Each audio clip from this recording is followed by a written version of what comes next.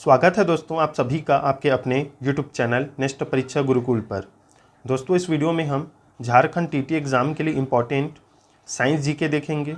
देखिए इससे पहले हमने 50 जो है प्रश्न देखा है दोस्तों साइंस का।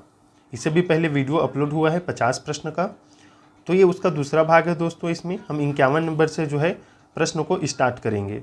तो ज़रूर दोस्तों वीडियो के अंत तक बने रहिएगा और चैनल पर नए होंगे तो चैनल को ज़रूर सब्सक्राइब कीजिएगा और आप भी जो है कमेंट में बताइएगा कि आपने कितना आंसर सही किया।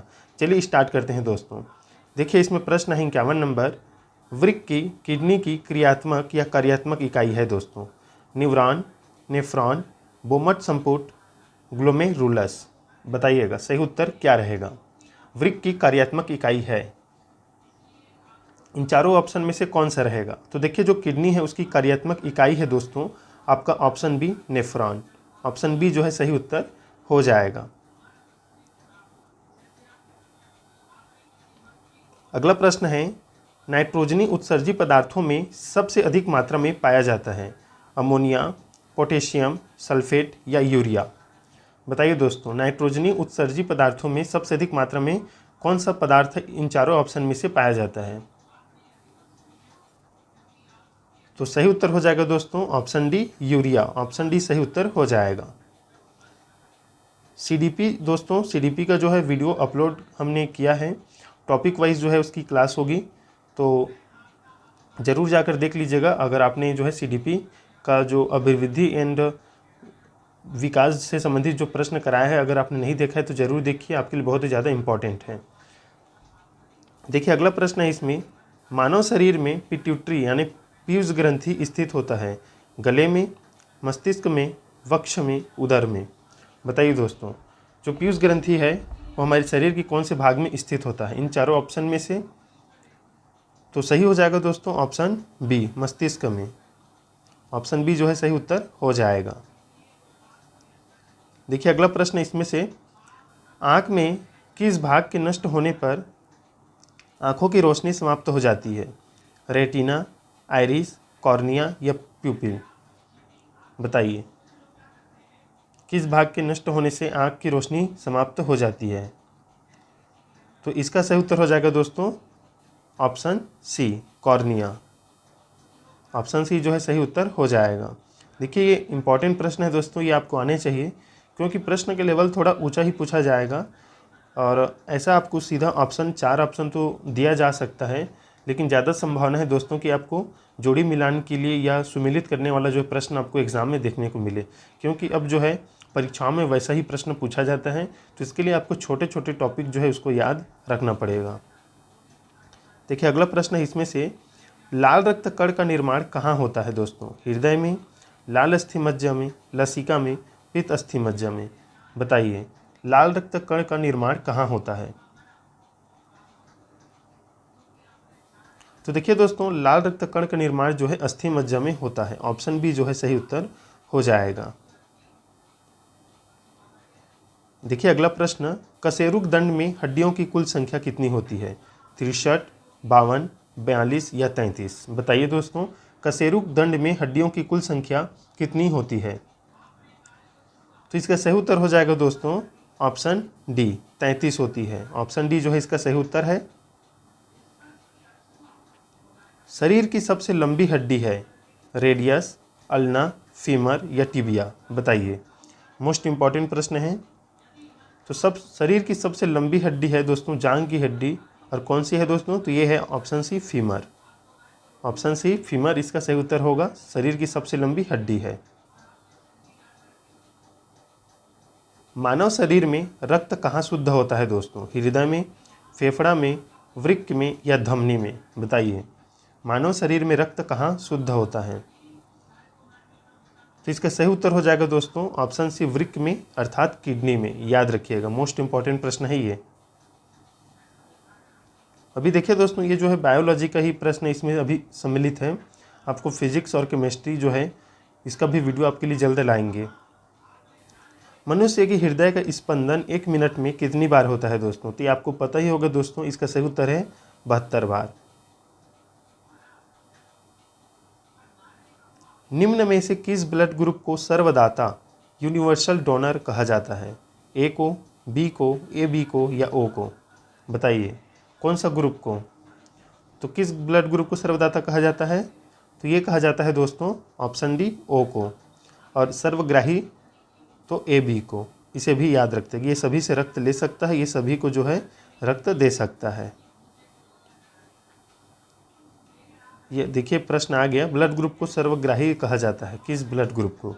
तो इसका सही उत्तर हो जाएगा दोस्तों option C A B.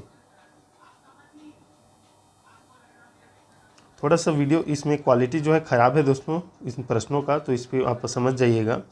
Vitamin D का रासायनिक नाम है स्कॉर्बिक एसिड, टोकोफेरॉल, साइनोकोबाल्मिन या कैल्सीफेरॉल? बताइए विटामिन डी का रासायनिक नाम क्या है दोस्तों? तो देखिए विटामिन डी का रासायनिक नाम है दोस्तों option D calciferol. Option D जो है सही उत्तर हो जाएगा। निम्न में से कौन सा युग्म सुमेलित नहीं है दोस्तों? तो देखिए विटामिन के टोकोफेरॉल दिया है, ये जो है ये सही नहीं है, ऑप्शन डी 63 का डी सही उत्तर रहेगा, ये सुमेलित नहीं है। विटामिन ए को रेटिनॉल कहा जाता है, विटामिन सी को स्कॉर्बिक एसिड और वहीं विटामिन बी को थायमिन कहा जाता है।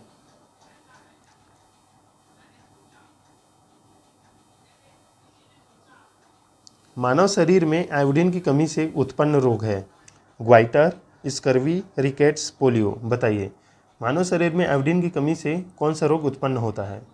तो देखिए दोस्तों ये होता है option A goitre. Option first जो है सही उत्तर हो जाएगा। कौन सा युग्म सुमेलित नहीं है दोस्तों? विटामिन दिया है और कमी से रोग दिया है, बताइए सही उत्तर क्या रहेगा? विटामिन ए दिया है रतौंधी, विटामिन बी दिया है बेरी, तो ये बिल्कुल सही है, विटामिन ए की कमी से रतौंधी रोग होता है। विटामिन बी की कमी से, विटामिन ए की कमी से रतौंधी, विटामिन बी की कमी से बेरी, विटामिन सी की कमी से स्कर्वी और विटामिन डी की कमी से रिकेट्स होता है। नपुंसकता दोस्तों विटामिन ई की कमी से होता है, इसे याद रखिएगा। तो ऑप्शन डी इसमें सही उत्तर हो जाएगा। निम्न में से कौन सा विटामिन जल में घुलनशील है दोस्तों? जल में घुलनशील है, देखिए विटामिन ए दिया है, vitamin B, vitamin C, B एवं सी दोनों। तो इसका सही उत्तर हो जाएगा दोस्तों ऑप्शन डी बी एवं सी दोनों। विटामिन बी एवं सी जो है जल में घुलते हैं दोस्तों, बी और सी। बाकी और विटामिन है दोस्तों जिसको हम कीड़ा बोलते हैं संक्षिप्त में, विटामिन ए, विटामिन के, ई, डी, ए, तो ये वसा में घुलनशील होता है। आप इसे ट्रिक से याद रख सकते हैं, वसा में घुल जाता है दोस्तों कीड़ा, और बी, सी जल में घुलते हैं। लाल रक्त का या लाल रक्त कण का जीवन काल कितना होता है दोस्तों? 90 दिन, 120 दिन, 125 दिन, 140 दिन? मोस्ट इंपॉर्टेंट प्रश्न है दोस्तों, एग्जाम में आप जो है इससे गलत करके आते हैं, बताइए सही उत्तर क्या रहेगा? लाल रक्त कण का जीवन काल कितना होता है? तो देखिए लाल रक्त कण का जीवन काल होता है 120 दिन दोस्तों, वहीं श्वेत रक्त कण का 2 से 4 दिन होता है, याद रखिएगा। कहीं कहीं पर 2 से 5 दिया रहेगा, कहीं कहीं पर 3 से 4 दिया रहेगा। तो श्वेत रक्त कण का 2 से 4, लाल रक्त का 120 दिन। शरीर में ताप का नियंत्रण करता है हाइपोथैलेमस, हृदय, सेरिब्रम, त्वचा? मोस्ट इंपॉर्टेंट प्रश्न, कौन करता है दोस्तों शरीर में ताप का नियंत्रण? तो देखिए शरीर में ताप का नियंत्रण हाइपोथैलेमस करता है दोस्तों, ऑप्शन फर्स्ट जो है सही उत्तर हो जाएगा। हीमोग्लोबिन का मुख्य कार्य है ऑक्सीजन का वहन करना, बैक्टीरिया को नष्ट करना, एनीमिया का निदान करना या उपरोक्त सभी? बताइए दोस्तों जो हीमोग्लोबिन है जो लाल रक्त कण में पाया जाता है उसका मुख्य कार्य क्या है? तो देखिए दोस्तों इसका मुख्य कार्य है ऑक्सीजन का वहन करना। ये ऑक्सीजन को अपने साथ जो है सम्मिलित करके शरीर के विभिन्न भागों तक पहुंचाता है हीमोग्लोबिन। ऑप्शन ए जो है सही उत्तर हो जाएगा। हीमोग्लोबिन का महत्वपूर्ण घटक है दोस्तों क्लोरीन, लोहा, सोडियम, पोटेशियम? बताइए, मोस्ट इंपॉर्टेंट प्रश्न है और सिंपल भी है दोस्तों इसका आंसर। तो देखिए हमें पता है दोस्तों रक्त में पाया जाता है जो है आयरन, मतलब लोहा, तो ऑप्शन बी जो है सही उत्तर हो जाएगा। किडनी का मुख्य कार्य है, बताइए, शरीर से अपशिष्ट पदार्थों को उत्सर्जन करना, शरीर के तापमान का नियंत्रण करना, रक्त दाब का नियंत्रण करना या पाचन क्रिया में सहयोग करना। मोस्ट इम्पॉर्टेंट, किडनी का मुख्य कार्य। तो सही उत्तर हो जाएगा दोस्तों इसका शरीर से अपशिष्ट पदार्थों का उत्सर्जन करना। ऑप्शन ए जो है सही उत्तर होगा। हड्डियों एवं दांतों के निर्माण में मुख्य घटक है, आपको बताना है। Calcium, phosphorus, iron. Option D है ए एवं बी दोनों। बताइए हड्डी एवं दांत के निर्माण में मुख्य घटक कौन सा है दोस्तों।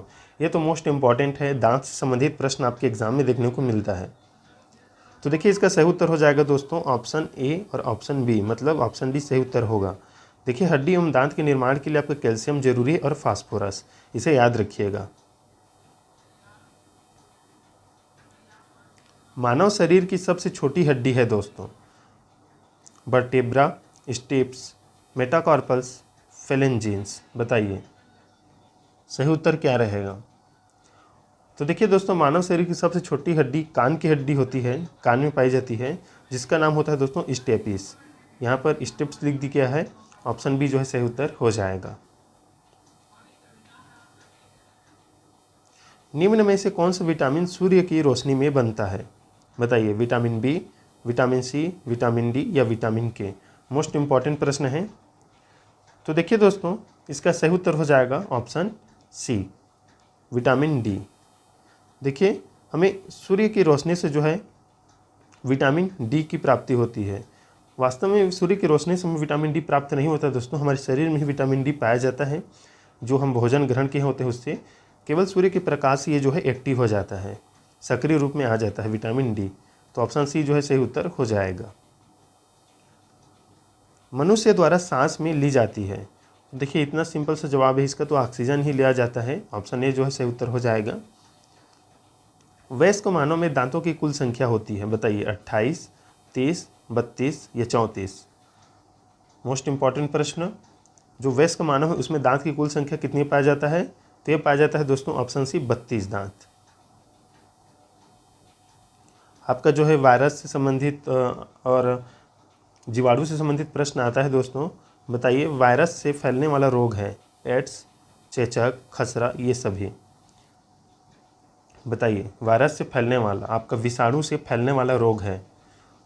तो देखिए दोस्तों एड्स भी सही है, चेचक भी सही है और खसरा भी सही है। ऑप्शन डी जो है सही उत्तर हो जाएगा ये सभी। मलेरिया रोग किस परजीवी के संक्रमण से होता है दोस्तों। प्लाज्मोडियम, ट्रिपैनोसोमा, पास्चुरेला पेस्टिस या उपरोक्त सभी। बताइए मलेरिया रोग किस परजीवी के संक्रमण से होता है। तो देखिए दोस्तों ये जो है कौन से प्रोटोजोआ से होता है। तो प्लाज्मोडियम। जब मादा एनोफिलीज मच्छर प्लाज्मोडियम को धारण किए रहती है और किसी मनुष्य को काटती है तब दोस्तों मलेरिया रोग होता है। ऑप्शन ए जो है सही उत्तर हो जाएगा। मलेरिया रोग के परजीवी का वाहक कौन है। मादा एनोफिलीज मच्छर, सीसी मक्खी, बालू मक्खी, उपरोक्त में से कोई नहीं। बताइए देखिए हमने अभी देखा है, अभी पढ़ा कि जो मलेरिया रोग के परजीवी होता है प्लाज्मोडियम, इसका वाहक है मादा एनोफिलीज मच्छर। ऑप्शन ए जो है सही उत्तर हो जाएगा दोस्तों।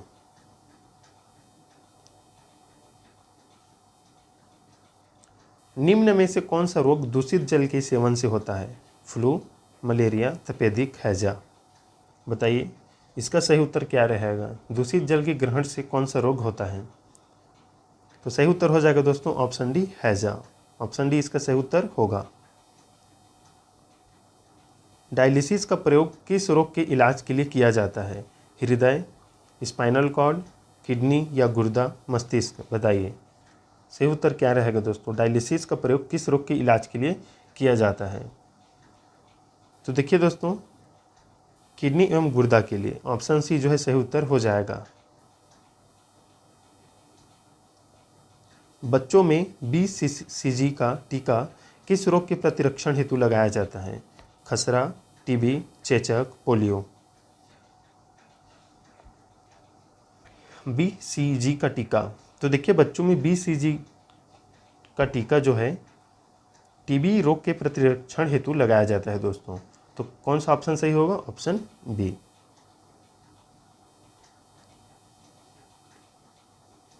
जीवाणु द्वारा होने वाले रोगों को चुनिए। देखिए मलेरिया दिया है, टीबी दिया है, कुष्ठ है, रेबीज है, सिफिलिस है। बताइए जो बैक्टीरिया द्वारा होता है ये रोग को आपको चुनना है। तो देखिए इसका सही उत्तर हो जाएगा दोस्तों ऑप्शन सी। आपका दूसरा होगा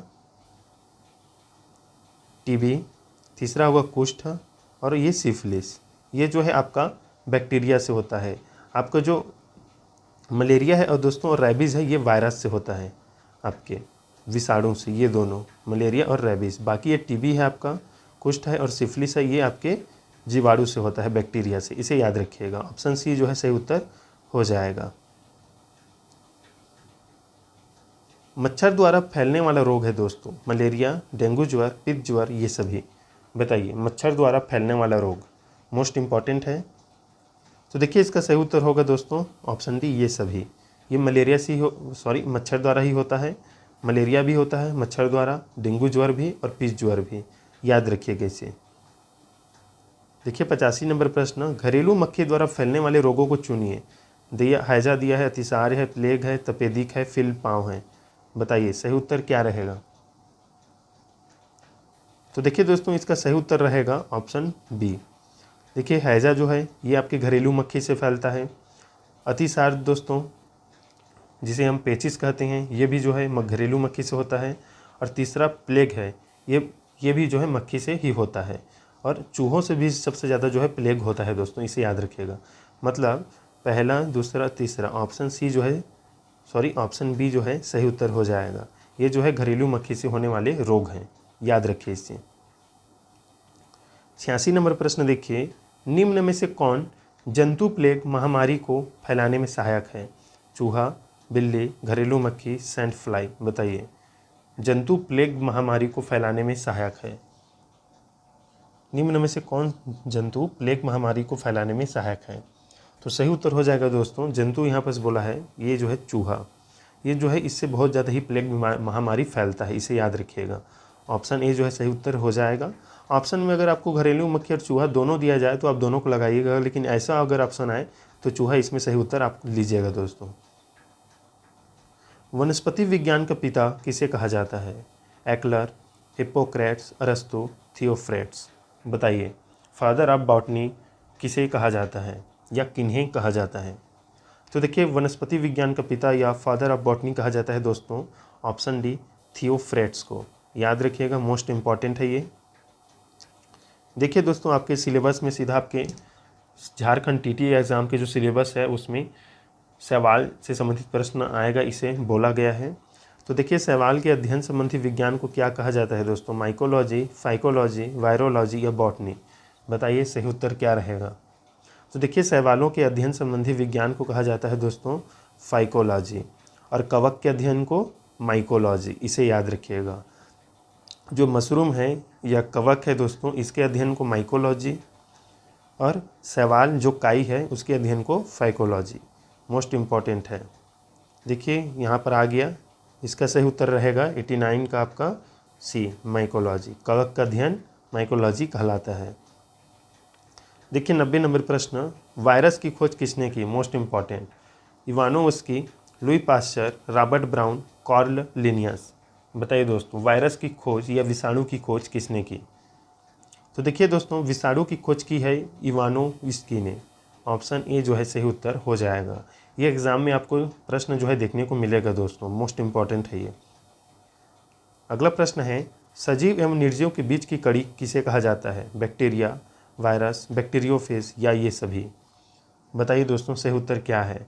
सजीव एवं निर्जीव के बीच की कड़ी, तो देखिए दोस्तों किसे कहा जाता है, तो ये कहा जाता है विषाणु को, वायरस को। ऑप्शन बी जो है सही उत्तर हो जाएगा। ये भी मोस्ट इम्पॉर्टेंट प्रश्न है। बैक्टीरिया की खोज किसने की दोस्तों, आपके जीवाणु की खोज एंटोनी वान लुएनहॉक ने, लुई पाश्चर ने, रॉबर्ट कोच ने, हरगोविंद खुराना ने। सही उत्तर क्या रहेगा, जीवाणु की खोज किसने की। तो देखिए दोस्तों इसका सही उत्तर हो जाएगा, जीवाणु की खोज जो है एंटोनी वान लुएनहॉक द्वारा किया गया है। ऑप्शन ए जो है सही उत्तर हो जाएगा। मोस्ट इम्पॉर्टेंट प्रश्न आ गया, रेबीज के टीके की खोज किसने की है। बताइए रॉबर्ट कोच ने, रॉबर्ट ब्राउन ने, अलेक्जेंडर फ्लेमिंग ने या लुई पाश्चर ने। सही उत्तर क्या रहेगा, रेबीज के टीके की खोज। देखिए दोस्तों कुत्ते कुत्ते द्वारा काटे जाने पर, चमगादड़ द्वारा काटे जाने पर जो है रेबीज़ रोग होता है। और ये रेबीज़ जो है वायरस, उसमें मतलब कुत्ते के मुंह में जैसे वायरस है, चमगादड़ वायरस, तो ये जो है रेबीज़ है वायरस से होता है। तो इसकी खोज जो है रेबीज़ के टीके की खोज किसने की है? तो वो किया है दोस्तों लुई पास्चर ने। ऑप्शन डी सही उत्तर हो जाएगा। पाश्चुराइजेशन के बारे में निम्न में से कौन सा कथन सत्य है? कौन सा कथन सत्य है? तो देखिए पाश्चुराइजेशन में ये जो उपरोक्त सभी जो है सभी कथन सत्य है। क्या क्या है? तो लुई पास्चर ने इस विधि को ईजाद किया था, इसलिए इसे पाश्चुराइजेशन कहा गया। इस विधि से दूध को कुछ दिनों तक सुरक्षित रखा जाता है। इस विधि में दूध को सुरक्षित रखने के लिए उसे 62.8 सेंटीग्रेड पर 30 मिनट तक गर्म किया जाता है। तो देखिए ये जो कथन है पाश्चुराइजेशन के बारे में, ये तीनों जो है सही है। तो उपरोक्त सभी ऑप्शन डी सही उत्तर हो जाएगा। टीबी के टीके की खोज किसने की दोस्तों? बताइए। लुई पास्चर ने, अलेक्जेंडर फ्लेमिंग ने, रॉबर्ट कोच ने, या उपरोक्त में से कोई नहीं? तो देखिए इसका सही उत्तर हो जाएगा टीबी के टीके की खोज जो है रॉबर्ट कोच द्वारा किया गया है। ऑप्शन सी सही उत्तर हो जाएगा। निम्न में से कौन सा पौधा कवक एवं शैवाल का परस्पर संबंध दर्शाता है? Lichen, chlorella, aspergillus, lecanora. बताइए दोस्तों, कवक एवं शैवाल का परस्पर संबंध दर्शाता है। तो ये दर्शाता है दोस्तों लाइकेन, जिसे सहजीवी पौधा भी कहा जाता है। ऑप्शन ए सही उत्तर हो जाएगा। 97 नंबर प्रश्न है, निम्न में से किस पौधे की पत्ती में जड़ पाई जाती है? जूसिया, अमरबेल, ब्रायोफाइलम, ऑर्किड। बताइए दोस्तों। तो इसका सही उत्तर क्या रहेगा? इसका सही उत्तर हो जाएगा दोस्तों ऑप्शन सी ब्रायोफाइलम। आप बहुत सारे ऐसे होंगे जो हिंदी में इसे पत्थर चट्टा के नाम से जाते हैं, मतलब जानते हैं आप, पत्थर चट्टा कहा जाता है कहीं कहीं पर। कहीं के ऊपर एक फूल आता है इसी से संबंधित, अजूबा भी जिसे बोलते हैं, जिसमें फूल खिलता है, जिसके पत्ते को आप मिट्टी में रख देंगे तो जो है जड़ें निकल आती है दोस्तों आपके किनारे किनारे वाले भाग से, और ये उग आता है पौधा के रूप में। तो इसका सही उत्तर है ऑप्शन सी ब्रायोफाइलम। सुमेलित करना है आपको। देखिए तनों को रूपांतरण दिया है, उदाहरण दिया है, बताना है। प्रकंद दिया है, स्तंभ कंद है, सल्क कंद है, घन कंद है। सही उत्तर क्या रहेगा? 98 नंबर प्रश्न। देखिए 98 का जो है सी ऑप्शन जो है सही हो जाएगा। ए का तीसरा है, बी का चौथा है। देखिए आपका ए का तीसरा है यहाँ पर प्रकंद राइजोम, बी का चौथा है स्तंभकल, ये ट्यूबर आलू है, सल्क कंद दिया है दोस्तों, और घन कंद दिया है। बताइए क्या रहेगा? सल्क किस में पाया जाता है? तो सी का पहला हो जाएगा दोस्तों इसमें, सी का, और डी का दूसरा हो जाएगा। तो कुल मिला के आपका होगा राइजोम हल्दी में आपका, स्तंभगंध ऐसा रहेगा, सल्ककंद जो है आपका प्याज में रहेगा, और घनकंद जो है जिमीकंद में। ये जो है सही उत्तर है, और यहाँ से आपको एग्जाम में प्रश्न देखने को मिलेगा, तो इसे आप जरूर स्क्रीनशॉट रख लीजिए। शुष्कोद्भिद लक्षण वाला पौधा है दोस्तों नागफनी, गुलाब, लहसुन, ये सभी। बताइए सही उत्तर क्या रहेगा? तो देखिए शुष्कोद्भिद, जो शुष्क क्षेत्र में पाया जाने वाला पौधा है वो है दोस्तों नागफनी। ये पानी की कमी वाले स्थान पर पाया जाता है दोस्तों, और ये वातावरण की नमी को ही रात में जो है ग्रहण करके पानी सोख लेता है, इसे याद रखिएगा। इस वीडियो का लास्ट प्रश्न दोस्तों, इसके बाद भी हम जो है कंटिन्यू रखेंगे आपके साइंस के प्रश्न को। अभी और भी बहुत सारे प्रश्न हैं, अभी फिजिक्स है, आपके जो केमिस्ट्री है, और साथ ही साथ बायोलॉजी तो भी पूरा बचा है, बहुत सारे हैं इसमें। तो देखिए पौधों में प्रकाश संश्लेषण की पत्तियों के किस भाग में संपन्न होता है दोस्तों? प्रकाश संश्लेषण पर्णधार में, जिसे लीफ बेस कहते हैं, पर्णवृंत में, जिसे पिटियोल्स कहते हैं, पर्णदल में, लेमिना, या उपरोक्त सभी। बताइए प्रकाश संश्लेषण पत्तियों के किस भाग में संपन्न होता है? तो देखिए दोस्तों प्रकाश संश्लेषण जो है पर्णदल लेमिना में संपन्न होता है। ऑप्शन सी जो है सही उत्तर हो जाएगा दोस्तों। तो दोस्तों ये थे इम्पॉर्टेंट 50 प्रश्न आपके साइंस के बायोलॉजी से, और यहाँ से प्रश्न आपको देखने को ज़रूर मिलेगा। फिजिक्स केमिस्ट्री से संबंधित प्रश्न लाएंगे, साथ ही साथ इस चैनल पर जो भी वीडियो अपलोड है CDP का, उन्हें भी जाकर देखिए, आपके लिए मोस्ट इम्पॉर्टेंट है। हम सामाजिक विज्ञान का दोस्तों जल्द लाने का प्रयास करेंगे, पूरा टॉपिक वाइज जो है आपको वस्तुनिष्ठ देखने को मिलेगा, तो ज़रूर चैनल को सब्सक्राइब कीजिए। और अपने दोस्तों के साथ शेयर कीजिए दोस्तों। तो दोस्तों मिलते हैं नेक्स्ट वीडियो में, तब तक के लिए धन्यवाद।